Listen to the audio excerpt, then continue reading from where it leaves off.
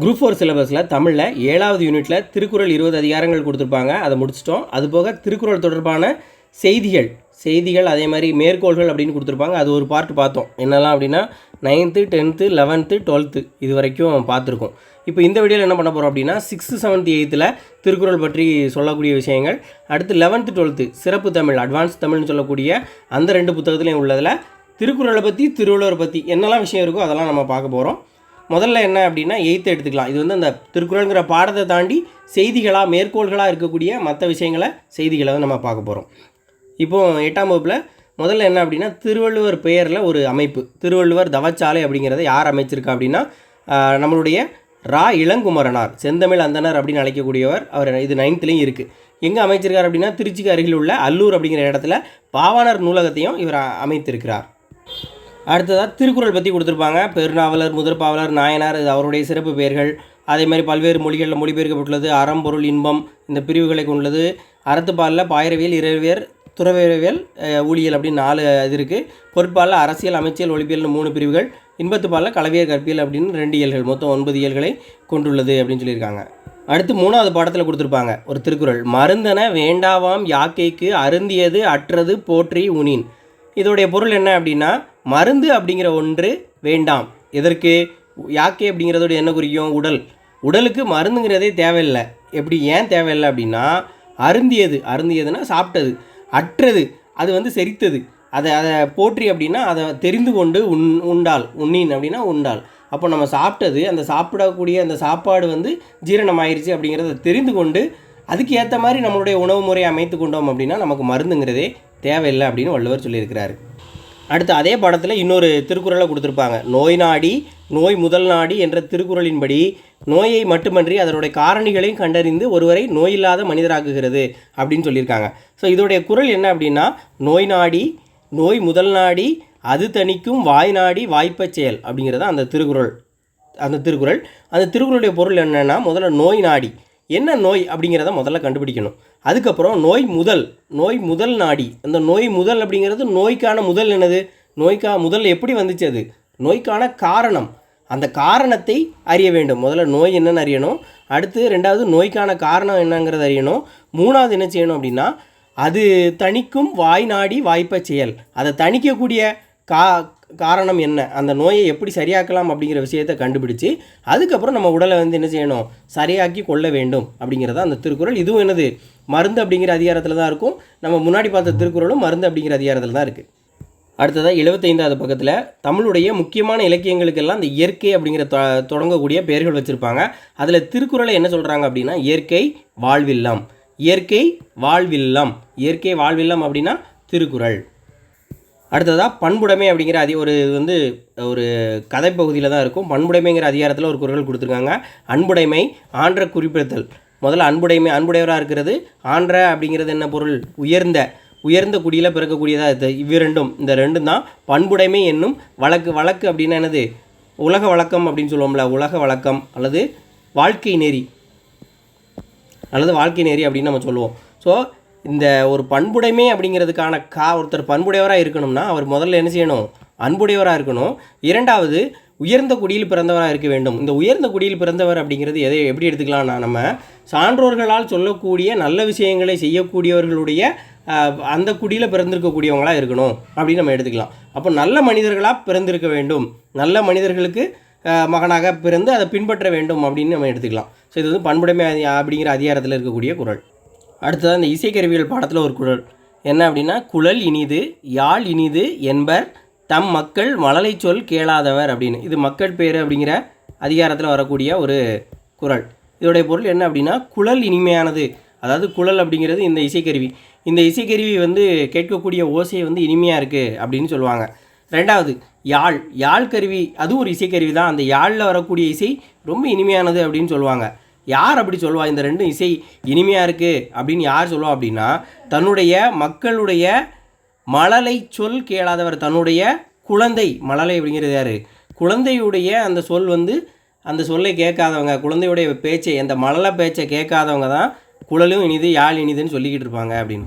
அப்போது வள்ளுவர் என்ன சொல்கிறார் அப்படின்னா இந்த குழல் யாழ் இதை தாண்டிலும் அந்த மழலை குரல் அப்படிங்கிறது இனிமைய ஓசை வாய்ந்தது அப்படின்னு ஒரு அன்பை வெளிப்படுத்தக்கூடிய விதமாக சொல்லியிருப்பார். நமக்கு இந்த குறளை வச்சும் கேள்வி கேட்கலாம். இல்லைனா இந்த குழல் யாழ் இரண்டும் குறிப்பிடப்படக்கூடிய இலக்கியம் எது அப்படின்னு கூட கேட்கலாம் திருக்குறள். அடுத்ததாக அயோத்திதாசர் பாடத்தில் பார்க்கக்கூடிய ஒரு முக்கியமான கருத்து என்ன அப்படின்னா, அயோத்திதாசர் வந்து திருவள்ளுவர், ஔவையார் இவங்களுடைய படைப்புகளுக்கு பௌத்த கோட்பாடுகளுடைய அடிப்படையில் புதிய விளக்கங்களை எழுதியுள்ளார். இதை வந்து கேள்வியாக கேட்கலாம். திருவள்ளுவருடைய, ஔவையாருடைய படைப்புகளை பௌத்த கோட்பாடுகளுடைய அடிப்படையில் புதிய விளக்கங்கள் எழுதியவர் யார் அப்படின்னு கேட்கலாம். அயோத்திதாச பண்டிதர் தான். இவங்க இருவருடைய படைப்புகளுக்கும் பௌத்த கோட்பாடு அடிப்படையில் புதிய விளக்கத்தை எழுதியிருக்கிறார். அடுத்த அணி இலக்கத்தில் ஒரு குறள் கொடுத்துருக்காங்க, அதை பார்க்கலாம். கடலோடா கால்வல் நெடுந்தேர் கடலோடும் நாவாயும் ஓடா நிலத்து. ஸோ இது வந்து பிரித்து மொழிதல் அணி அப்படின்னா என்னென்னா, ஓமையை மட்டும்தான் சொல்லுவாங்க, அதுலேருந்து நம்ம அந்த பொருளை எடுத்துக்கலாம். ஸோ அந்த குறளில் வந்து ஓமைக்கான பொருள் மட்டும்தான் இருக்கும். நம்ம அதிலேருந்து இன்னொன்று புரிஞ்சிக்கிட்டு நம்மளாக அதை எடுத்துக்கிறோம். ஸோ அந்த குறை வந்த கருத்தை நம்மளாக எடுத்துக்கிட்டு தான் என்னது பிரித்து மொழிதல் அணி. இப்போ இங்கே என்ன சொல்லியிருக்காங்க அப்படின்னா, கடலோடா கால்வல் நெடுந்தேர்.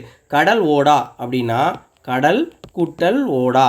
அப்போது கடலில் ஓடாத கால்வல் நெடுந்தேர்.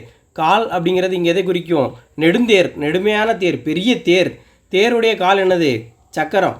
சக்கரம் வல்ல அப்படின்னா வலிமையான பெரிய தேர். அதுக்கு பெரிய சக்கரம் இருந்தாலும் அதனால் என்ன செய்ய முடியாது? கடலில் ஓட முடியாது. அதே மாதிரி கடலில் போகக்கூடிய கடல் ஓடும்.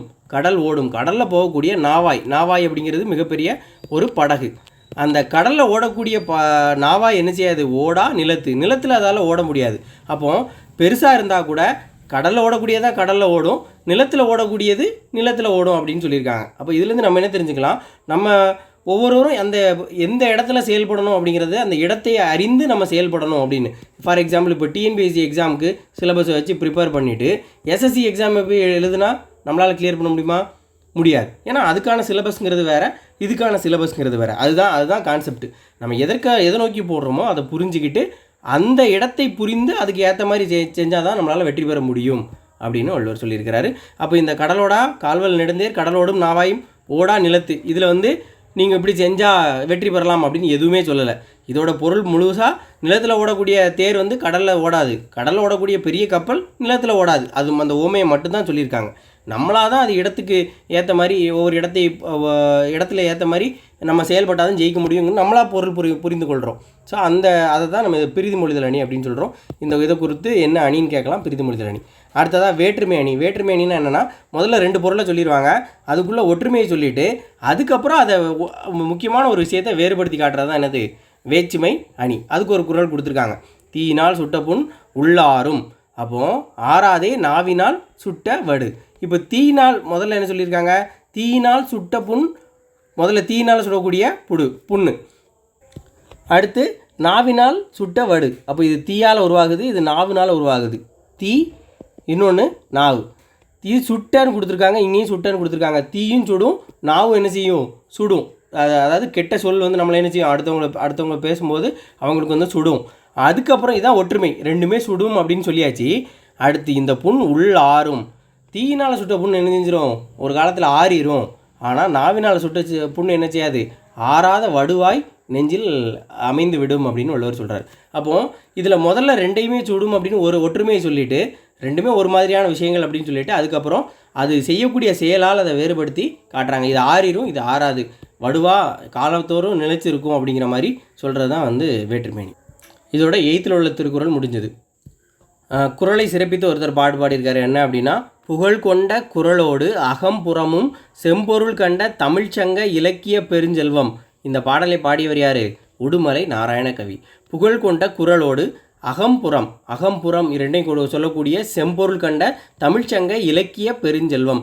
அக இலக்கியங்கள், புற இலக்கியங்கள் அப்படின்னு சங்க இலக்கியங்களில் நிறைய இலக்கியங்களை நம்ம பிரிப்போம், 10 பாட்டு எடுத்தொகை. ஸோ அந்த இலக்கியங்களோடு சேர்த்து என்ன சொல்கிறாரு? புகழ் கொண்ட திருக்குறளையும் சேர்த்து சொல்லி இப்படிப்பட்ட இலக்கிய பெருஞ்செல்வம் கொண்டது தான் தமிழ் அப்படிங்கிற மாதிரி சொல்லியிருப்பார். தமிழில் 1 இல்லை 2 இல்லை தம்பி, ஒப்புமை இல்லாத அற்புதம் தமிழ்நாட்டில் அப்படிங்கிற பாடலை உடுமலை நாராயணகவி பாடியிருப்பார். அதில் குறள் அப்படிங்கிற வார்த்தை இடம்பெறுது. அடுத்து திருக்குறளே கொடுத்துருப்பாங்க. தொடக்கத்தில் அணுவை துளைத்து 7 கடலை புகட்டி குறுக தரித்த குறள் அப்படின்னு சொன்னவர் யார்? ஔவையார். ஒரு அணு இருக்கும் அப்படின்னா அந்த அணுவை வந்து ரொம்ப சின்னதாக இருக்கக்கூடிய ஒரு விஷயம். அதையே தொலைச்சி அந்த அணுவுக்குள்ளே 7 கடலை புகட்டி செஞ்ச மாதிரியான ஒரு அதை விட பெரிய ஒரு விஷயந்தான் திருக்குறள். அதாவது சின்ன விஷயந்தான். இப்போ திருக்குறளுங்கிறது 2 அடி தான், அது சொல்லக்கூடிய கருத்து மிகப்பெரிய கருத்து. அதை மாதிரி தான் இங்கே சொல்கிறாங்க, அணுங்கிறது ரொம்ப சின்ன விஷயம், ஆனால் அதை தொலைச்சி அதுக்குள்ளே என்ன செஞ்சிடலாம், 7 கடலை என்ன செஞ்சிடலாம், உள்ளே புகுத்திடலாம். அந்த அளவுக்கு ஒரு விஷயம் வாய்ந்தது அப்படின்னு சொல்கிறாரு. அதே மாதிரி தான் குறளை வந்து அதுக்கு ஒப்பிட்டு சொல்கிறாங்க. குறளுங்கிறது 2 அடி தான், ஆனால் அது சொல்லக்கூடிய கருத்துக்கள் வாழ்க்கைக்கே மிகப்பெரிய விஷயத்தை கொடுக்கக்கூடிய கருத்துக்கள். அதனால் இதை வந்து சொன்னவர் யார் அப்படின்னா ஔவையார். அணுவை துளைத்து அப்படின்னு சொன்னது. இதே மாதிரி அணுவைக்கு பதிலாக என்னது, கடுகை துளைத்து 7 கடலை புகட்டி குறுக தரித்த குறள்னு ஒரு ஆள் சொல்லியிருப்பாங்க. அவங்க யார் அப்படின்னு தெரிஞ்சால் கமெண்ட் பண்ணுங்கள். கடுகை அணுவை துளைத்து அப்படின்னு சொன்னது ஔவையார், கடுகை துளைத்து அப்படின்னு சொன்னது யார் அப்படின்னு கண்டுபிடிங்க. இதே திருக்குறளை தான் கடுகை துளைத்துன்னு அவர் சொல்லியிருப்பார் இன்னொருத்தர். அடுத்து இதில் இன்னொரு லைன் கொடுத்துருக்காங்க பாருங்கள். மனித சமுதாயத்தை ஆழ்ந்து நோக்கி அது எவ்வாறு வாழ வேண்டும் என்று நன்கு சிந்தித்து எழுதப்பட்ட நூல் எது அப்படின்னு கேட்பாங்க. திருக்குறள். அடுத்தது நூல்வெளி. எல்லாமே ஏற்கனவே பார்த்த விஷயங்கள் தான் கொடுத்துருக்காங்க. அடுத்ததாக நம்மளுடைய வ.உ.சி அவர்களை பற்றிய அந்த பாடத்தில் கொடுத்துருப்பாங்க. வசையொழிய வாழ்வாரே வாழ்வார் என்று வள்ளுவருடைய வாய்மொழி அப்படின்னு கொடுத்துருப்பாங்க. இந்த குறள் என்ன சொல்லும் அப்படின்னா, வாழ்ந்தால் புகழோடு வாழணும், இல்லை வாழக்கூடாது, இல்லைன்னா வாழ்ந்தால் பிரயோஜனம் இல்லை அப்படிங்கிற மாதிரி. ஸோ இதில் வசை இல்லாமல் வசை ஒளியில்னா வசைங்கிறது என்ன, வசப்பாடு தான் அப்படிம்பாங்க, திட்டுறது அல்லது ஒரு பழின்னு எடுத்துக்கலாம். பழி ஒழிய வாழ்வாரே வாழ்வார். பழி இல்லாமல் ஒரு நேர்மையான வாழ்க்கையை வாழ்கிறது தான் வாழ்க்கை. அதுக்கடுத்து என்ன வரும் அப்படின்னா, இசையொழிய வாழ்வாரோ வாழாதவர் அப்படிங்கிறதான் அது அடுத்து அந்த குறள் வரும். அப்படின்னா புகழ் உண்டாகாமல் வாழ்கிறவர் வந்து உண்மையிலே உயிர் வாழாதவர் தான் அப்படின்னு சொல்லுவார். அப்போ எந்த ஒரு பழிபாவத்துக்கும் ஆளாகாமல் வாழ்கிற வாழ்க்கை தான் உண்மையான வாழ்க்கை அப்படின்னு சொல்லியிருப்பார். அறம் செய்ய விரும்பு அப்படின்னு சொன்னது யார் அப்படின்னா ஔவையார். அரண் வலியுறுத்தல் அப்படின்னு வள்ளுவர் தன்னுடைய அதிகாரமே ஒரு 10 குறள்கள் அரண் வலியுறுத்தல் பற்றி பேசியிருக்கிறார். அடுத்ததாக நம்ம ஏற்கனவே பார்த்ததா, கடல் ஓடா கால்வல் நெடுந்தேர் கடலோடும் நாவாயும் ஓடா நிலத்து. திருவள்ளுவர் காலத்திலே பெரிய கப்பல்லாம் இருந்தது. அதாவது நம்ம பார்த்தோம் அப்படி தானே, கடலில் ஓடாத அதாவது நெடுந்தேர். இங்கே பெரிய தேராக இருக்கக்கூடிய பெரிய காலை உடைய வலிய ஒரு தேர் கடலில் ஓடாது. அதே மாதிரி கடலில் ஓடக்கூடிய பெரிய நாவாய், அதால் நிலத்தில் என்ன செய்ய முடியாது, போக முடியாது, ஓட்ட முடியாது அப்படின்னு சொல்லியிருக்காரு. இந்த திருக்குறள் மூலமாக என்ன நம்ம அறிஞ்சிக்கலாம் அப்படின்னா, அப்போ அந்த காலத்தில் பெரிய தேர் இருந்திருக்கு, அதே மாதிரி பெரிய நாவாய் பெரிய கப்பல்லாம் இருந்திருக்கு அப்படிங்கிறத தெரிஞ்சுக்கலாம் அப்படின்னு இந்த பாடத்தில் சொல்லியிருப்பாங்க. அடுத்ததான் நாலடியார் பற்றி சொல்லும்போது ஒரு விஷயம் சொல்லியிருக்காங்க. என்ன அப்படின்னா, திருக்குறளை போன்றே அறம் பொருள் இன்பம் என்று 3 பிரிவுகளை கொண்டது யார், நாலடியாருக்கும் அதே மாதிரி திருக்குறள் மாதிரி அறம் பொருள் இன்பம் இந்த 3 பிரிவுகளை 3 பகுப்புகளை கொண்டது தான் நாலடியார். அதே மாதிரி இன்னொரு கேள்வி கேட்கலாம். என்னென்னா, திருக்குறளுக்கு இணையாக வைத்து போற்றப்படும் நூல் எது அப்படின்னு கேட்கலாம். திருக்குறளுக்கு இணையாக வைத்து போற்றக்கூடிய நூல் நாலடியார் தான். அதுதான் எங்கள் 4ம் 2ம் சொல்லுக்குருதி, 4ம் 7ம் பல்லுக்குருதி, 4ம் 2ம் சொல்லுக்குருதிம்பாங்க. 4ங்கிறது நாலடியார், 2ங்கிறது திருக்குறள். அடுத்து இங்கே என்ன சொல்லியிருக்காங்க, காலமறிதல் கல்வி அப்படின்னு 2 அதிகாரங்கள் திருவள்ளுவர் எழுதியிருக்கிறார் அப்படின்னு சொல்லியிருக்காங்க. இங்கே ஒரு முக்கியமான குறள் சொல்லியிருக்காங்க. என்ன சொல்லியிருக்காங்க அப்படின்னா, கேடில் வெளிச்செல்வம் கல்வி ஒருவருக்கு மாடல்ல மற்ற எவை. கேடில் என்ன, கேடு கூட்டல் இல். வெளிச்செல்வம், விழு அப்படின்னு என்னது, சிறந்த விழுமியங்கள் அப்படின்லாம் சொல்லுவோம் அப்படி தானே. அப்போ சிறந்த செல்வம் கல்வி ஒருவருக்கு மாடல்ல, மாடு கூட்டல் அல்ல, மற்ற எவை, மற்ற எவை. இப்போ இந்த கேடில் வெளிச்செல்வம், கேடு இல்லாத சிறந்த செல்வம் கல்வி தான் ஒருவருக்கு. அப்போ ஒருவருக்கு கேடு தராத மிகவும் சிறப்பான ஒரு செல்வம் என்ன அப்படின்னா அது கல்வி செல்வம் தான். மாடல்ல, மாடுங்கிறது இங்கே எதை குறிக்கும் அப்படின்னா சிறந்த செல்வத்தை குறிக்கும். மாடுனா செல்வம் அப்படிங்கிற பொருள். மாடு அல்ல அப்படின்னா செல்வம் அல்ல, மற்ற எவை, மற்ற யாவும் என்னது செல்வங்கள் ஆகாது. அப்போ ஒருத்தர் கல்வி தான் சிறந்த செல்வம், மற்ற செல்வங்கள் எல்லாம் அந்த அளவுக்கு சிறந்த செல்வங்கள் ஆகாது அப்படின்னு சொல்லுவார் வள்ளுவர். அடுத்து அதே மாதிரி கல்வி கற்றவரையும் கல்வி கல்லாதவரையும் 2 பேரையும் பேசும்போது கல்வி அறிவு இல்லாதவர்களை திருவள்ளுவர் மாதிரி குறை சொன்னவங்க வேறு யாருமே கிடையாது அப்படின்னு சொல்லியிருப்பாங்க. அதுக்கு தான் இந்த குறளை எடுத்துக்காட்டாக சொல்லியிருப்பாங்க. இது திட்டுற மாதிரி இருக்கும். விலங்கோடு மக்கள் அணையர் இலங்கு நூல் கற்றாரோடு ஏனையவர். விலங்கோடு மக்களை ஒப்புமைப்படுத்தி பார்க்கும்போது மக்களை ஒரே மாதிரி தான் இருப்பாங்க. விலங்கும் மக்களும் பார்க்குறதுக்கு ஒரே மாதிரி தான் இருப்பாங்க. ஆனால் எப்படி வேறுபடுத்தலாம், ஒரு மக்களை விலங்குக்கு 2மே உயிர்கள் தான், ஆனால் வேறுபடுத்துறது எப்படி வேறுபடுத்த முடியும், கற்றாரோடு ஏனையவர். கற்றவர்கள், இலங்கு நூல். இலங்கு நூல் அப்படிங்கிறது சிறந்த நூல்களை கற்றவர்கள். அப்போது மனிதன் வந்து விலங்குலேருந்து வேறுபடுத்தி காட்டக்கூடிய ஒரே விஷயம் கல்வி தான். இல்லைனா அவன் கல்வி அறிவு இல்லைனா அவன் விலங்கோடு அணையார் அப்படின்னு சொல்கிறாங்க. விலங்கை போன்றவர். அவன் கல்வி கல்லவில்லை என்றால் மனிதன் யாரை மாதிரி, விலங்கை மாதிரி ஒரு உயிர் தான், விலங்கு தான், அவ்வளோதான். ஆனால் அவன் மனிதன்கிற சிறப்பை அடைகிறதுக்கு காரணம் கல்வி கற்றல் அப்படின்னு சொல்கிறார். அடுத்த குறள், நன்றின்பால் உயிப்பது அறிவு. இந்த குறள் எப்படி வரும்னா, சென்ற இடத்தால் செலவிடா தீதோரியை நன்றின்பால் உயிப்பது அறிவு. அதாவது மனசை போன போக்குலாம் விடக்கூடாது, நல்ல இடத்துல தான் மனசை வந்து செலுத்துறது தான் சிறந்த அறிவு. மனசை வந்து நம்ம நினைக்கிற மாதிரியான ஒரு நல்ல விஷயத்துக்கு செலுத்துறது தான் அறிவு அப்படின்னு சொல்லியிருப்பார். அதே மாதிரி அடுத்து திருவள்ளுவர் சொல்ல ஒரு விஷயம், கற்க கசடர கற்றவை கற்றபின் நிற்க அதற்கு தக. நூல்களை எப்படி கசடர மாசற குற்றமில்லாமல் முதல்ல படிக்கணும். முதல்ல குற்றமில்லாமல் நூல்களை வந்து ஆழ்ந்து ஆராய்ந்து படிக்கணும். குற்றமில்லாமல்னால் என்ன அர்த்தம்னா அறகுறையாக படிக்கக்கூடாது. அதை படித்தோம்னா அதை தெளிவாக அடுத்தவங்களுக்கு சொல்லிக் கொடுக்குற அளவுக்கு படிக்கணும். அதுதான் கசடர. அது படித்ததுக்கப்புறம் என்ன பண்ணணும், நிற்க அதற்கு தக. அதை மாதிரி என்ன செய்யணும், வாழ்க்கையில் நடந்து காட்டணும். அற இலக்கியங்களை பற்றி படிக்கிறோம், அதில் சொல்லக்கூடிய அறங்களை நம்ம வாழ்க்கையிலேயே என்ன செய்யணும், செயல்படணும் அப்படின்னு சொல்கிறது தான் இந்த குறளுடைய பொருள்.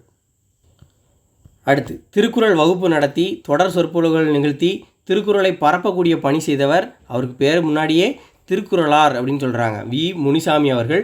நகைச்சுவை ததும்பக்கூடிய பேச்சால் மக்களை கவர்ந்தவர்.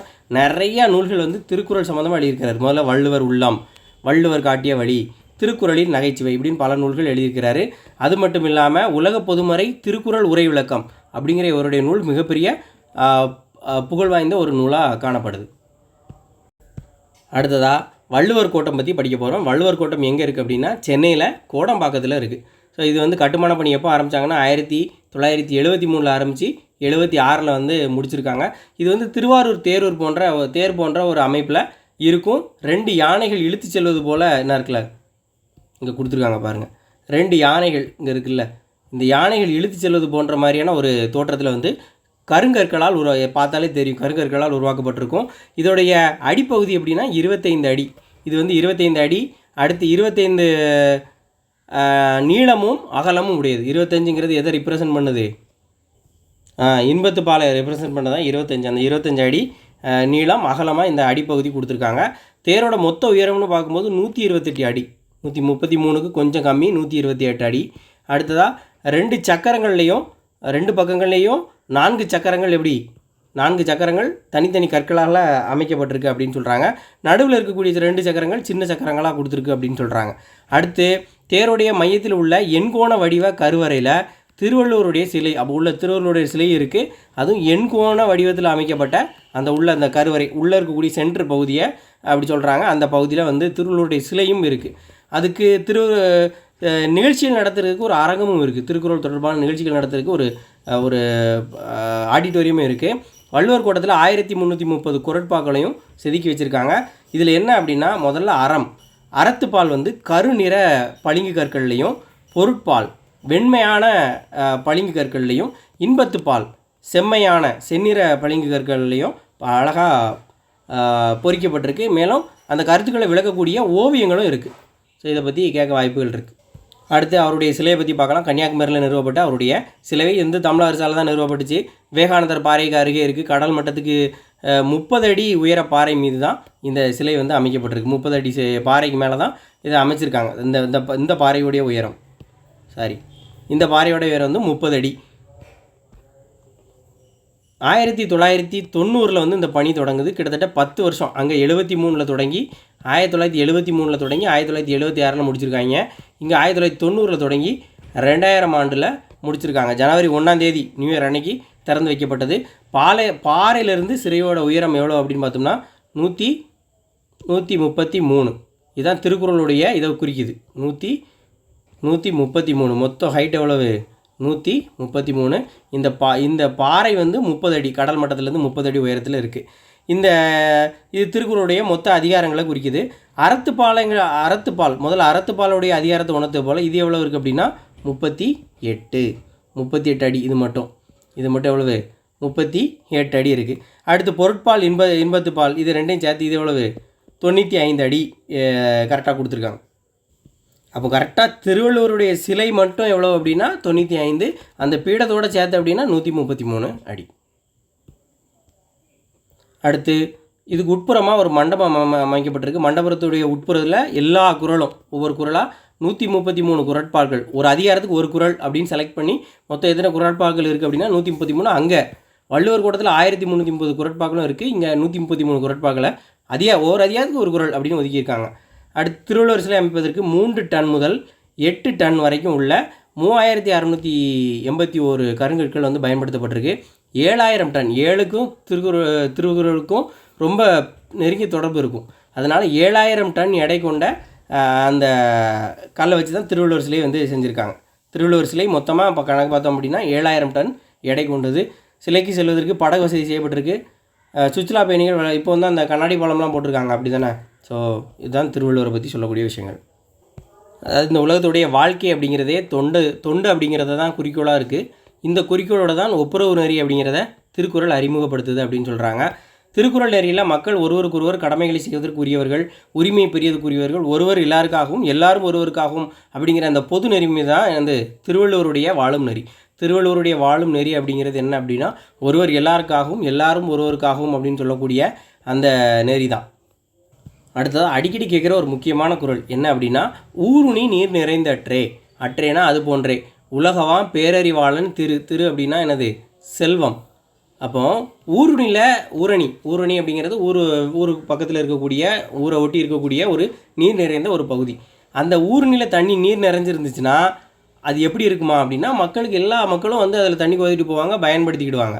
அதே மாதிரி தான் ஒரு உலகவாம் பேரறிவாளன், உலகத்துடைய இந்த அறிவு மிகப்பெரிய ஒரு அறிவாளியாக இருக்கக்கூடிய ஒரு மனிதன்கிட்ட இருக்கக்கூடிய செல்வமும், ஒரு நல்ல பண்பாளனாக இருக்கக்கூடிய ஒரு அறிவாளியாக இருக்கக்கூடிய ஒருத்தன்கிட்ட இருக்கக்கூடிய செல்வமும் அதுவும் மக்களுக்கு பயன்படும். மற்றேனா அதே போன்றே இது வந்து என்ன சொல்லுவோம், ஓமை அணி, வெளிப்படையாக வந்திருக்கனால ஓமை அணி. உலகினர் விரும்புமாறு உதவி செய்து வாழ்பவருடைய செல்வம் ஊரணியில் நீர்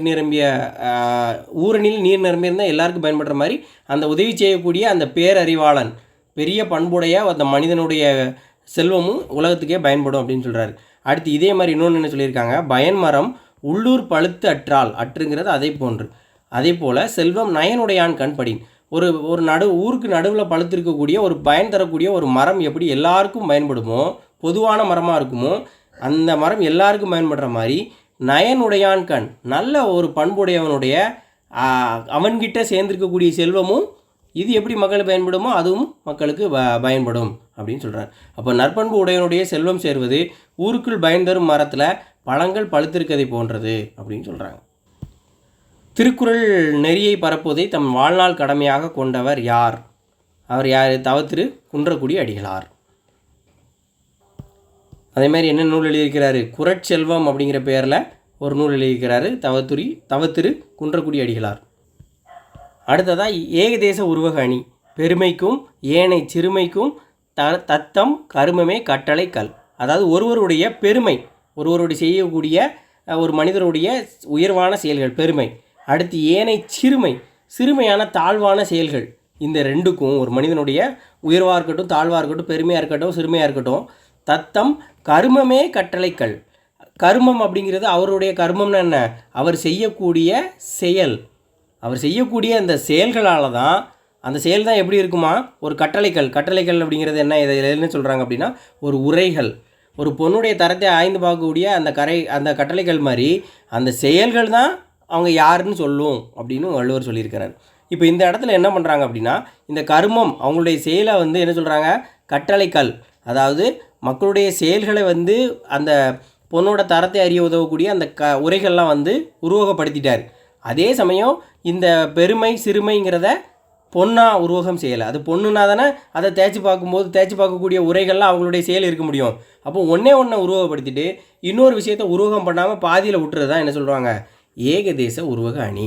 அதாவது 2 பொருளை ஒன்றை மட்டும் உருவகப்படுத்திட்டு ஒரு பகுதி, ஏகதேசம் அப்படிங்கிறது ஒரு பகுதி அப்படின்னு அர்த்தம், ஒரு பகுதியை பண்ணிவிட்டு இன்னொரு பகுதியை பண்ணாமல் விடுறது. இப்போ பாரு எடுத்துக்காட்டுக்கு இப்போ என்ன அப்படின்னா இங்கோடி பெருமை சிறுமை. இந்த பெருமை சிறுமைங்கிறத எப்படி அறியலாம் அப்படின்னா அவங்களுடைய கர்மம் வச்சு அமையலாம், கர்மம் வச்சு அறியலாம். ஒருத்தர் பெருமையானவனா அப்படின்னா அவன் செயல் வச்சு அறியலாம், சிறுமையானவனா அப்படின்னா அவன் செயல் வச்சு அறியலாம். அப்போ இந்த 2 விஷயத்த சொல்லியிருக்காங்க. ஒரு பக்கம் பெருமை சிறுமைன்னு இருக்குது, இன்னொரு பக்கம் கர்மம் இருக்குது. இந்த செயலை வந்து அறியக்கூடிய இதாக கட்டளைக்கல்னு உருவகப்படுத்தியிருக்காரு, கட்டளை கல். இதை கட்டளைக்கல்லாம் சொன்னால் அந்த கட்டளைக்கல்லை வச்சு செஞ்சு பார்க்கக்கூடிய விஷயத்தை என்ன செய்யணும், பொண்ணாக உருவகப்படுத்தியிருக்கணும்ல, அது பொண்ணா பொண்ணு இல்லையான்னு தேய்ச்சி பார்க்கணும். அப்போ அந்த பொருளாக இதை உருவகப்படுத்தவில்லை. அதுதான் இது ஏகதேவச உருவகணி அப்படின்னு நம்ம சொல்கிறோம். அடுத்ததாக 6th 7th முடிஞ்சுட்டு இப்போ 6th பார்க்க போகிறோம். இந்த 2000 ஆண்டுகளாக வழக்கில் இருக்கும் சில தமிழ் சொற்கள். இப்போது வேளாண்மை அப்படிங்கிறது கலித்தொகையிலையும் இடம்பெற்றிருக்கு, திருக்குறள்லையும் இடம்பெற்றிருக்கு. ஸோ திருக்குறள் வந்து எப்போதுமே ரெஸ்பெக்ட் தான். வேளாண்மைக்கு உழவு, வேளாண்மைக்கு எப்போதுமே வந்து அவர் என்ன செய்கிறாரு, ரெஸ்பெக்ட் கொடுப்பாரு. அப்போ வேளாண்மைங்கிற வார்த்தை எங்கே கலித்தொகையிலையும் இருந்திருக்கு, திருக்குறள்லையும் இருந்திருக்கு. அடுத்ததாக மருந்துன்னு ஒரு அதிகாரமே வந்து திருவள்ளுவர் படைச்சிருக்கிறாரு. மருந்துன்னு ஒரு தனி அதிகாரமே படைச்சிருக்கும் போது கண்டிப்பாக அதில் குறள் நிறையா, மருந்தின வேண்டாவாம் யாக்கைக்கு அருந்தியது அற்றது போற்றி உனின் இப்போ தான் பார்த்தோம். அந்த குறள் எங்கே தான் இருக்குது, திருக்குறளில். அப்போது அகநானூறுலேயும் அதே மாதிரி இருக்குது, திருக்குறள்லேயும் அந்த மருந்து அப்படிங்கிற வார்த்தை இடம்பெற்றிருக்கு. அடுத்து திருக்குறள். அன்புங்கிறது தொல்காப்பியத்துடைய களவியல்லையும் இருக்குது, திருக்குறள்லையும் இருக்குது. உயிர்ங்கிறது எங்கே இருக்குது, தொல்காப்பியத்திலோட கிளவிலையும் இருக்குது, கிளவியாக்கத்துலேயும் இருக்குது, திருக்குறள்லேயும் இருக்குது. மகிழ்ச்சிங்கிறது தொல்காப்பியத்திலுடைய கற்பியல்லையும் இருக்குது, திருக்குறள்லையும் இருக்குது. இதுக்கெல்லாம் ஷார்ட்கட் நம்ம ஏற்கனவே பார்த்துருக்கோம். அடுத்து அரசு, ஒரு நல்ல மக்கள் நல அரசு எப்படி இருக்கணுங்கிறத திருவள்ளுவர் அப்பமே சொல்லிட்டார். அரசு அப்படிங்கிற சொல்லும் திருக்குறளில் இடம்பெற்றிருக்கு. அடுத்து ஒரு சிறப்பு செய்தி என்ன அப்படின்னா, கடல் நீர் வந்து ஆவியாகி பின்னாடி மேகமாகவும், மேகமாகி என்ன செய்யுது, திரும்பவும் மழையாக வந்து பொழியும் அப்படின்னு சொல்லியிருக்காங்க. இது எந்தெந்த இலக்கியங்களில் சொல்லியிருக்காங்க, தமிழ் இலக்கியங்களில். அப்போ இந்த அறிவியல் செய்தி, அதாவது கடல் நீர் இருக்குது, கடல் நீர் முதல்ல ஆவியாகுது, ஆவியான பிறகு மேகமாகுது, மேகமாகி அதுக்கப்புறம் திரும்ப மழையாக பொழியுது. இது பழந்தமிழ் இலக்கியங்களில் எந்த இலக்கியங்கள்லாம் சொல்லியிருக்காங்க அப்படின்னு பார்த்தோம்னா, முல்லைப்பாட்டு, பரிபாடல், அடுத்து கார் 40, திருப்பாவை, திருக்குறள்லையும் அதை சொல்லியிருக்காங்க. திருக்குறள்லையும் அந்த கடல் நீர் வந்து ஆவியாகி மேகமாகி பின் மழையாக பொழியும். கடல் நீர் தான் மேலே போகுது, மேலே போய் திரும்ப மழையாக்கி பூமிக்கு வருது, திரும்ப மறுபடி போகுது. இந்த மாதிரி விஷயத்த திருக்குறள்லையும் சொல்லியிருக்காங்க அப்படின்னு நம்ம தெரிஞ்சுக்கணும். அடுத்ததாக திருக்குறளுடைய சிறப்பை சொல்ல வந்தது தான் இந்த திருவள்ளுவ மாலை அப்படிங்கிற நூல். அந்த திருவள்ளுவ மாலை அப்படிங்கிறதுல கபிலர் எழுதின பாட்டு தான் இது. திணையளவு போதா சிறுபுல் நீர் நீண்ட பனையளவு காட்டும் அப்படின்னு. இதோட பொருள் என்ன அப்படின்னா, தொலைவில் உள்ள பொருளையும் அருகில் அந்த உருவத்தை வந்து நம்ம பக்கத்தில் வச்சு பார்த்தோம் அப்படின்னா அதை பெருசாக காட்ட முடியும் அப்படிங்கிறது தான் கலீலியோட கருத்து. அதை திருவள்ளுவர் அப்பவுமே வந்து கபிலர் வந்து அதை பாடியிருக்கிறார். என்ன அப்படின்னா, திணையளவு போதா ஒரு சிறு, திணைங்கிறது ஒரு தானிய வகை அப்படி தானே, சின்னதாக இருக்கும். அப்படி வச்சுக்கிடுவோம். ஒரு அரிசின்னு எடுத்துக்கிடுவோமே, சின்னதாக இருக்கக்கூடிய ஒரு மிகச்சிறிய அளவு தான் திணை அளவுன்னு சொல்கிறோம். அப்போ அந்த திணை அளவுனா இப்போ இந்த தண்ணீர் இருக்கக்கூடிய அளவுன்னு வச்சுக்கிடுவோமே, அந்த அளவு கூட இல்லாத ஒரு சிறு புள்ளில் மேல் இருக்கக்கூடிய ஒரு நீர்த்துளி என்ன செய்யுமா அப்படின்னா, இங்கேருந்து பார்க்கும் அப்படின்னா தொலைவில் இருக்கக்கூடிய அந்த பனைமரமே தெரிகிற மாதிரி காட்டும் அப்படின்னு சொல்கிறார். இது எதுக்காக சொல்லியிருப்பார் அப்படின்னா, 2 அடி உள்ள இந்த குறள் பெரிய செய்திகளை நமக்கு வந்து சொல்லும். 10 பக்கத்துக்கு சொல்ல வேண்டிய ஒரு புத்தகம் சொல்ல வேண்டிய ஒரு கருத்தை 2 அடியில் திருக்குறள் சொல்லும். அதை தான் சிறப்பாக என்ன செஞ்சுருக்காரு, கபிலர் இதை சொல்லியிருக்கிறார். அடுத்ததாக இந்த பாக்ஸில் வந்து நம்ம எல்லாம் பார்த்தது தான், வான்போல் வள்ளுவர் இதெல்லாம் பார்த்தது தான். ஆனால் இதில் ஒரு சிறப்பான விஷயம் என்ன அப்படின்னா, திருக்குறளில் இல்லாததும் இல்லை, சொல்லாததும் இல்லை. இதை ஒரு வருஷம் ப்ரீவியஸ் இயர் கொஸ்டினில் கேட்டிருந்தாங்க. எப்படின்னா, இந்த வார்த்தைகளை ஷஃபிள் பண்ணி அந்த சரியான வார்த்தையை தேர்ந்தெடுத்து எழுதுக அப்படின்னு சொல்லிட்டு, திருக்குறளில் இதில் சொல்லாததும் இல்லை, அடுத்து இல்லாததும் இல்லைன்னு மாற்றி கொடுத்துருந்தாங்க. திருக்குறளில் இல்லை, இல்லாததும் சொல்லாததும் இல்லை, அப்படி அந்த மாதிரி கொடுத்துருந்தாங்க. அப்போ அந்த சொல்லாததும் இல்லாததுங்கிறது நமக்கு கன்ஃபியூஸ் ஆகும். ஸோ அதனால் இந்த வரியை நல்லா படித்து வச்சுக்கோங்க. திருக்குறளில் முதல்ல இல்லாததும் இல்லை, முதல்ல இல்லாததே இல்லை, அதுக்கப்புறம் அதில் சொல்லாததே இல்லை, அவ்வளோதான். முதல்ல இல்லாதது இல்லை, அதில் இல்லாத விஷயமே இல்லை, அதுக்கப்புறம் தான் அதில் சொல்லப்படாத விஷயங்களும் இல்லை அப்படிங்கிற அந்த வார்த்தையை நம்ம வந்து தெளிவாக படிச்சுக்கணும். 100க்கு மேற்பட்ட மொழிகளில் மொழிபெயர்க்கப்பட்டிருக்கு. ஒரு குறிப்பாக சொல்லணும்னா 107ன்னு ஒரு புத்தகத்தில் இருக்கும். ஸோ படிக்கும்போது இந்த மாதிரி வார்த்தையை மட்டும் நம்ம நோட் பண்ணி வச்சுக்கணும். மற்ற எல்லாமே எல்லா இடத்துலையும் சொல்லக்கூடியதான். இது ஒவ்வொரு நூல்வெளியிலையும் ஒவ்வொரு விஷயத்த சிறப்பாக சொல்லியிருப்பாங்க. இதில் இந்த திருக்குறள் இல்லாததும் இல்லை, சொல்லாததும் இல்லைங்கிறத கவனமாக பார்த்துக்கணும். அடுத்தது அப்துல் கலாம் பாடத்துலேருந்து ஒரு இது கொடுத்துருப்பாங்க. அறிவற்றம் காக்கும் கருவி செருவார்க்கும் உள்ளளிக்கலாகா அரண். அற்றம்னா என்ன, அழிவு. அடுத்ததாக செருவார் அப்படின்னா யார், செருவார் அப்படின்னா பகைவர். இப்போது அறிவு அப்படிங்கிறது என்ன அப்படின்னா, அச்சம் காக்கும் கருவி, அதாவது அழிவிலிருந்து நம்மை காக்கக்கூடிய கருவி தான் என்னது, அறிவு. அழிவிலிருந்து காக்கக்கூடிய ஒரு சிறப்பான கருவி தான் அறிவு. அது மட்டும் இல்லாமல் செருவார்க்கும் பகைவராலும் உள்ளே புகுந்து அழிக்கல் ஆகா ஒரு அரண், ஒரு கோட்டை போன்றது. பகைவரால் இப்போ ஒரு கோட்டைக்கு உள்ளே இருக்கும் அப்படின்னா பகைவரால் அந்த கோட்டையை புகுந்து வந்து அழிச்சிட முடியும். ஆனால் அறிவுங்கிறது நமக்கு உள்ளே இருக்கக்கூடியது. எந்த ஒரு பகைவராலையும் அது எந்த உள்ளே புகுந்து என்ன செய்ய முடியாது, அழிக்க முடியாது. நம்ம படிச்சிருக்கக்கூடிய கல்வி நம்ம மண்டைக்குள்ளே தான் இருக்கும், நம்ம திறமை நமக்குள்ளே தான் இருக்கும். அதை ஒரு பகைவரால் அழிக்க முடியாது. அப்படிப்பட்ட ஒரு விஷயம் என்னது, அறிவு தான். செல்வமாக இருந்தால் வேறு எதாக இருந்தாலும் அவங்களால எடுத்துக்கொள்ள முடியும். ஆனால் அறிவு அப்படிங்கிறது அந்த சிந்தனை கல்வியை பொறுத்து தான் அப்படிங்கிறத சொல்லியிருக்காங்க. இது வந்து அவருக்கு மிகவும் பிடித்த நூல் அப்படின்னு சொல்லியிருக்கிறாரு. அவருக்கு பிடித்த நூல் என்னது, அப்துல் கலாம் அவர்களுக்கு மிகவும் பிடித்த நூல் அப்படிங்கிறது தமிழில் திருக்குறள் வந்து மிகவும் பிடித்த நூல் அப்படின்னு சொல்லியிருக்காங்க.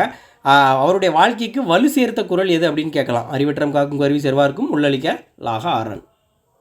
அடுத்து ஒரு கவனிக்கக்கூடிய ஒரு விஷயம் என்ன அப்படின்னா, தை முதல் நாளில் என்ன செஞ்சிருந்தோம், திருவள்ளுவர் ஆண்டு கொண்டாடிருந்தோம். தைத்திங்கள் 2ஆம் நாள் தான் திருவள்ளுவர் நாள்.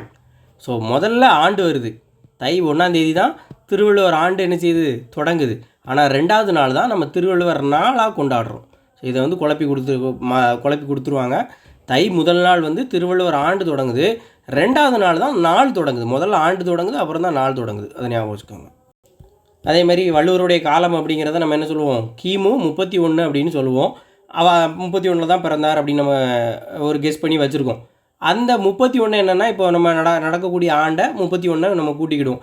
இப்போ 2025 அப்படிங்கிறது வள்ளுவருடைய ஆண்டுபடி கணக்குப்படி பார்த்தோம்னா என்ன வரும், 6/5/2056 தான் இப்போ நிகழக்கூடிய திருவள்ளுவர் ஆண்டு. அடுத்து ரொம்ப முக்கியமான ஒரு குறள் அடிக்கடி கேட்டுருப்பாங்க, வாணிகம் செய்வாருக்கு வாணிகம் பேணி பிறவும் தமபோல் செய்யின். வணிகர்களுடைய நேர்மையை பற்றி சொல்லக்கூடிய நூல் எது அப்படின்னு கேட்பாங்க, திருக்குறள். வணிகரின் நேர்மையை பற்றி கூறும் நூல், ஏற்கனவே கேட்டிருக்காங்க. வணிகருடைய நேர்மை, சங்ககால தமிழ் வணிகர்களுடைய நேர்மையை பற்றி கூறக்கூடிய நூல் எது அப்படின்னு கேட்பாங்க. அது வந்து என்னது, திருக்குறள். அதே மாதிரி இந்த குறளுடைய பொருள் என்ன அப்படின்னு பார்த்தோம்னா, வாணிகம் செய்வாருக்கு வாணிகம் பேணி பிறவும் தமபோல் செய்யின். ஒரு வாணிகம், வியாபாரம் செய்யக்கூடியவர்களுக்கு வாணிகம் பேணினா அந்த வியாபாரத்தை போற்றி பாதுகாப்பது அப்படிங்கிறது என்ன அப்படின்னா, ஒரு வியாபாரத்தை எப்படி பார்க்கணும், எப்படி முறையாக பண்ணணும் அப்படிங்கிறத அவர் சொல்கிறார். என்ன செய்யணுமா அப்படின்னா, பிறவும் தமபோல் செய்யின். பிறவும் தமபோல் செய்யின் அப்படின்னா, அவர் விற்கக்கூடிய பொருளை என்ன செய்யணும், நம்ம வாங்குறதா இருந்தால் எப்படி வாங்குவோம், அதே மாதிரி தான் பொருளையும் விற்கணும். இப்போது இவர் ஒரு கடைக்காரராக இருக்கார், இவர் வேறு ஒரு இடத்துலேருந்து போய் வாங்கிட்டு வந்து என்ன செய்கிறாரு, மக்களுக்கு கொடுக்குறாரு. அப்போ இவருக்காக வாங்கினா என்ன செய்வார், நல்ல தரமான பொருளாக தான் பார்த்து வாங்குவார். அப்போ தனக்கு வாங்கும்போது தரமான பொருளை வாங்கினா மக்களுக்கு கொடுக்கும்போது தரமான பொருளை தான் கொடுக்கணும். இவர் ஒரு இடத்துல பணம் வாங்குறாரு அப்படின்னா கரெக்டாக நிறுத்து அளவாக தான் வாங்குவார். அதே மாதிரி மக்களுக்கும் அளவாக தான் கொடுக்கணும். அந்த மாதிரி அதே மாதிரி குவாலிட்டியான பொருள் நமக்கு வாங்கினா குவாலிட்டியான பொருள் தான் வாங்குவோம். அதே மாதிரி தான் மக்களுக்கும். அதைத்தான் பிறருடைய பொருளையும் தன்னுடைய பொருள் போல நினைக்கணும். அப்போ அடுத்தவங்களுக்கு கொடுக்கும்போது கூட அந்த இடத்துல நான் என் குடும்பத்துக்காரங்க வணிகம் வாங்குறாங்க அப்படிங்கிற எண்ணத்தோடு செயல்படணும். அதுதான் முறையான வணிகம். வணிகர்களுடைய நேர்மை அப்படிங்கிறத அதில் தான் சொல்லியிருப்பாங்க. அது மட்டும் இல்லாமல் அவங்க வந்து அளவை வந்து அதிகமாகவும் வாங்க மாட்டாங்க, குறைவாகவும் கொடுக்க மாட்டாங்க, கரெக்டாக இருப்பாங்க அப்படின்னு பட்டினப்பாளையம் சொல்லியிருக்கு. ஆனால் வணிகர்களுடைய நேர்மையை பற்றி சொல்லக்கூடிய நூல் அப்படின்னா திருக்குறள். அடுத்து இன்னொரு குறள் கொடுத்துருக்காங்க பாருங்கள், சமன் செய்து சீர்தூக்கும் கோல் போல் அமைந்தொரு பால் கோடாமை சான்றோருக்கு அணி. சமன் செய்து சீர்தூக்கும், ஒரு தராசு இருக்குது அப்படின்னா என்னது, இந்த பக்கம் இருக்கும் இந்த பக்கம் இருக்கும், நடுசில் அந்த முள் இருக்கும், அப்படி தானே. அப்போது 2 பக்கம் இருக்கிறது என்ன செஞ்சோம், சமன் செஞ்சு சீர்தூக்கி பார்க்கும் கோல்ங்கிறது என்ன சொல்லுவோம் தமிழில், துலாக்கோல் அப்படின்னு சொல்லுவாங்க. துலாக்கோல் அப்படின்னா தராசு மாதிரி என்ன செய்யணும் அப்படின்னா, ஒரு பக்கம் அமைந்தொரு பால் கோடாமை. கோடு அப்படி கோடாமை அப்படின்னு அர்த்தம், கோடாமைன்னா வளையாமைன்னு அர்த்தம். வளையாமல் இருக்கிறதா என்ன சொல்லுவோம், கோடாமை. ஒரு சான்றோருக்கு அழகு அப்படிங்கிறது என்ன அப்படின்னா, ஒருத்தர் அமைந்தொரு பால் அப்படின்னா ஒரு பக்க சார்பு, ஒரு பக்கமாக ஒரு அமைந்தொரு பால் அப்படின்னா அமைந்து ஒரு பால் ஒரு பக்கமாக சாய்ந்திருக்கிறது. அப்போ ஒரு பக்கமாக சாயாமல் வாழ்கிறது தான் யாருக்கு, சான்றோருக்கு அணி. யாரை மாதிரி, தராசு மாதிரி. தராசு எப்படி நிறுத்து ரெண்டையும் சமமாக பார்க்குமோ, இந்த பக்கம் இருக்கிறதையும் இந்த பக்கமும் இருக்கிறதையும் சமமாக பார்க்குமோ, அதே மாதிரி நடுவில் நின்று சமமாக பார்க்குமோ, அதே மாதிரி நடுவில் நிற்கக்கூடியது தான் சான்றோருக்கு அணி. ஒரு பக்கமாக சாயக்கூடாது, நடுநிலைமை அப்படிங்கிறது தான் சான்றோருக்கு அணி அப்படின்னு சொல்லிட்டு திருக்குறள் சொல்லுது. அடுத்து, தெய்வ வள்ளுவன் நெய்த குறள் தான் தேசம் உடுத்திய நூலாடை. தெய்வ வள்ளுவன் நெய்த இந்த திருக்குறள் தான் இந்த தேசம் உடுத்திக்கு இருக்கக்கூடிய நூலாடை அப்படின்னு சொன்னவர் யார் அப்படின்னா, யார், தாராபாரதி. பாரதம் அன்றைய நாற்றங்கால் அப்படிங்கிற பாடத்தில் கொடுத்துருப்பாங்க. இந்த பாடலை கொடுத்து இவர் யார் அப்படின்னு கேட்கலாம். அதே மாதிரி நம் நாடு அணிந்திருக்கக்கூடிய ஆடையாக குறிப்பிடப்படுவது தாராபரதியோட பாடல்களில் குறிப்பிடுவது என்ன அப்படின்னா திருக்குறளை தான் நம்முடைய நாடு அணிந்திருக்கக்கூடிய ஒரு ஆடை அப்படின்னு அவர் சொல்லியிருப்பார். காந்தியடிகளை கவர்ந்த அவரை பெரியும் கவர்ந்த நூல் அப்படின்னு கேட்பாங்க திருக்குறள். இது நிறைய தடவை கேட்டிருக்காங்க. அதே மாதிரி தமிழ் கையேடு போப்போட தமிழ் கையேடு தம்மை கவர்ந்ததாக குறிப்பிட்டிருக்காரு. ரெண்டும் கவர்ந்ததாக குறிப்பிட்டிருக்காரு. தமிழ் கையேடு வந்து கவர்ந்ததாக குறிப்பிட்டிருக்காரு. கவர்ந்த நூல் அப்படின்னு கொடுத்துருந்தா திருக்குறள். போப்போடைய தமிழ் கையேடும் அவரை கவர்ந்திருக்கு, திருக்குறளும் அவரை கவர்ந்திருக்கு. ஆனால் திருக்குறள் அவரை பெரிதும் கவர்ந்த நூல் அப்படின்னு கொடுத்துருந்தா திருக்குறள். இதோட 7th முடிஞ்சுது, 6th முடிஞ்சுது. 7th 6th 8th 3மே முடிஞ்சுது. அடுத்ததாக 11ஆம் வகுப்பு சிறப்பு தமிழ். சிறப்பு தமிழில் என்ன கொடுத்துருப்பாங்க? சாகித்ய அகாடமி பரிசு பெற்ற கவிதை நூல்கள். அந்த கவிதை நூல்களில் 2004ஆம் ஆண்டு ஈரோடு தமிழன்பன் ஒரு நூலுக்கு வாங்கியிருப்பார். வணக்கம் வள்ளுவ. வணக்கம் வள்ளுவ, வள்ளுவருடைய பேரில் எழுதக்கூடிய வணக்கம் வள்ளுவ அப்படிங்கிற நூலுக்காக 2004 ஈரோடு தமிழன்பன் வாங்கியிருப்பார். ஸோ வணக்கம் வள்ளுவ 1 2 3 4 எழுத்து, அதனால் 4ன்னு வச்சுருக்காரு. அதே மாதிரி 4 4ம் 2ம் சொல்லுக்குருதி, அப்படி தானே? 4வது வருஷம் என்ன செஞ்சுருக்காரு? 2 அடி திருக்குறளுக்கு வாங்கியிருக்காரு. அப்போ 4 2 2ங்கிறது என்ன? திருக்குறள். அடுத்ததாக ஒரு விஷயம் கொடுத்துருக்காங்க, என்ன அப்படின்னா திருக்குறளில் தொடரமைப்பு கூறுகள். இந்த மாதிரி கேள்விகள் தான் இன்னும் கேட்கலை. ஸோ இது திருக்குறளில் கேட்கலாம். முதல்ல என்னென்னா தோன்றா எழுவாய், அதுக்கு ஒரு எடுத்துக்காட்டு கொடுத்துருக்காங்க. தோன்றா செயப்படு பொருள், அதுக்கு ஒரு எடுத்துக்காட்டு கொடுத்துருக்காங்க. தோன்றா பயனிலை, அதுக்கும் எடுத்துக்காட்டு கொடுத்துருக்காங்க. முதல்ல என்ன குறள் அப்படின்னா இருள் நீங்கி இன்பம் பயக்கும் அருள் நீங்கி மாசரு காட்சி அவருக்கு. அப்போது இங்கே வந்து இருள் நீங்கி ஒருத்தருக்கு இருள் நீங்கி இன்பம் பயக்கும் எப்போ அப்படின்னா அவர் வந்து மாசற்ற காட்சியை கொண்ட ஒரு ஆளாக இருக்கும்போது என்ன செய்யும்? அவருக்கு வந்து இன்பம் பயக்கும் அப்படின்னு சொல்லியிருக்காங்க. ஆனால் காட்சியை உடையவருக்கு அப்படின்னு தான் சொல்லியிருக்காங்க, தவிர காட்சிங்கிற விஷயத்தை சொல்லலை. காட்சிங்கிற வார்த்தை இதில் வந்து காட்சியை உடையவர் அப்படிங்கிறதான் சொல்லியிருக்க தவிர தனியாக காட்சி அப்படிங்கிற வார்த்தை இல்லை. அப்போ அந்த காட்சிங்கிறது செயல், அந்த அது வந்து ஒரு எழுவாய், அது தோன்றா எழுவாய். அந்த எழுவாய் வந்து நம்மளாக தான் புரிஞ்சுக்கிறோம். காட்சியை பார்க்குறவருக்குன்னு சொல்லியிருக்காங்க அப்படின்னா பார்க்குறவருக்கு காட்சியை பார்க்குறவர் அப்படின்னு சொல்லியிருக்காங்க, காட்சியை உடையவர் அப்படின்னு சொல்லியிருக்காங்க. காட்சிங்கிறது தனி, அப்படி தானே? ஸோ காட்சிங்கிறது தோன்றவில்லை, அதனால் அது தோன்றா எழுவாய் அப்படின்னு சொல்கிறோம். அந்த எழுவாய் வந்து நம்மளாக இமேஜின் பண்ணிக்கிற ஒரு விஷயம். அதே மாதிரி இப்போ இந்த குறள் பார்க்கும்போது புரியும் பாருங்கள். சென்ற இடத்தால் செலவிடா தீதொறி நன்றின்பால் உய்ப்பது அறிவு. அப்படின்னா அறிவுங்கிறது என்ன அப்படின்னா மனசை வந்து சென்ற இடத்துலலாம் செலவிடாமல் போவிடாமல் தீமையான விஷயங்களை விட்டு விலக்கி நல்ல விஷயங்களை செலுத்துவது தான் அறிவு. ஆனால் இதில் மனசு அப்படிங்கிற வார்த்தை எங்கே சொல்லியிருக்காங்க? எங்கேயுமே சொல்லலை, நம்மளை தான் அதை எடுத்துக்கிறோம். அதாவது சென்ற இடத்தால் அதோட குறளோட பொருள்லாம் என்ன அப்படின்னா சென்ற இடத்தில் போகிற இடத்தெல்லாம் போவிடாமல் தீமையான நிறுத்தி நல்ல விஷயங்களை செலுத்தணும். எதை அதான் கொடுக்கவே இல்லை, அதை நம்ம தான் எடுத்துருக்கோம். மனம். அப்போ இங்கே செய்யப்படும் பொருள் தான் மனம். மனம்னு நம்ம ஒரு செய்யப்படும் பொருள் எடுத்துருக்கோம், நம்ம தான் அந்த மனம் அப்படின்னு புரிஞ்சுக்கிறோம். அப்போ இது வந்து தோன்றவில்லை, அதனால் தோன்றா செய்யப்படும் பொருள் அப்படிங்கிறது இங்கே என்ன? மனம். அதே மாதிரி இங்கே காட்சி. அதே மாதிரி தோன்றா பயனில்லை.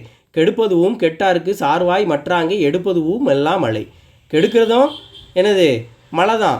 அதே மாதிரி ஒரு உரிய காலத்தில் உரிய மழை வேணுங்கிற போது என்ன செய்யும்? மழை பெய்யாமல் கூட இருக்கும். அதே மாதிரி மழை வேண்டாங்கும் போது என்ன செய்யும்? பயிர்கள் போதும், இல்லைனா இப்போ நிறைய பெஞ்சால் பயிர்கள் வந்து நாசமாயிரும் அப்படின்னா மழை பெய்யும், அப்படியும் செய்யும்.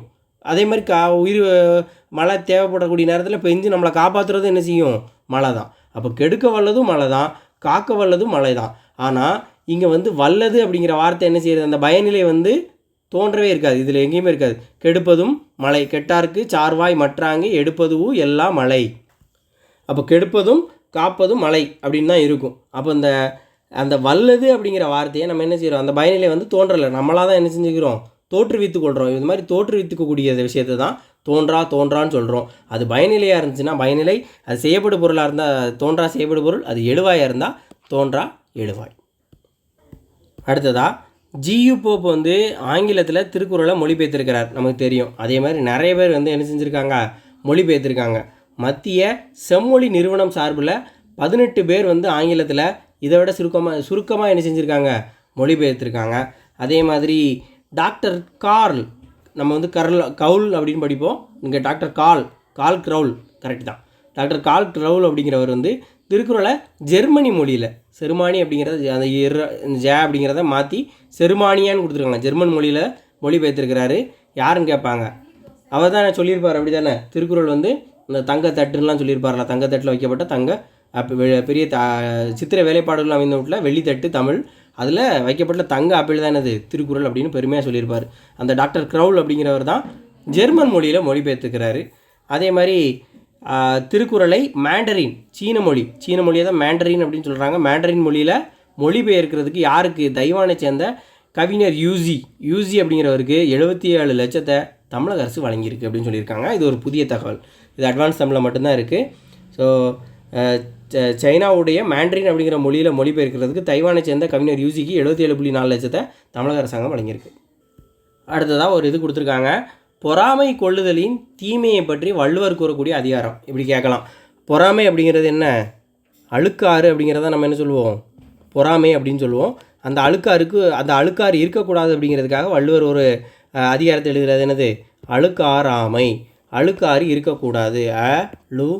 3 4 5 6 வார்த்தை, 6 சொல். பொறாமை கொள்ளுதலுடைய தீமையை பற்றி சொல்லக்கூடிய வள்ளுவருடைய அதிகாரம் தான் அழுக்காறாமை. ஸோ இதோட 11th அட்வான்ஸ் தமிழ் முடிஞ்சுது. அடுத்து 12th பார்க்கலாம்.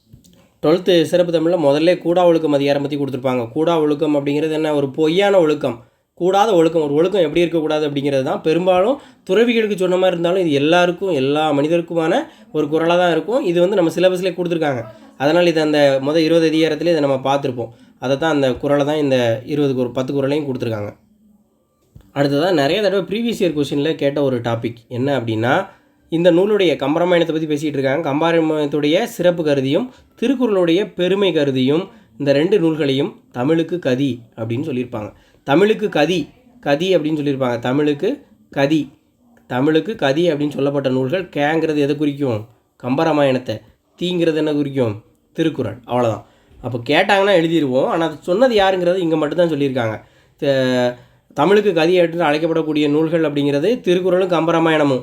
அது நிறைய இடங்களில் சொல்லியிருக்காங்க. ஆனால் அதை சொன்னவர் வந்து இங்கே தான் சொல்லியிருக்காங்க. திருமணம்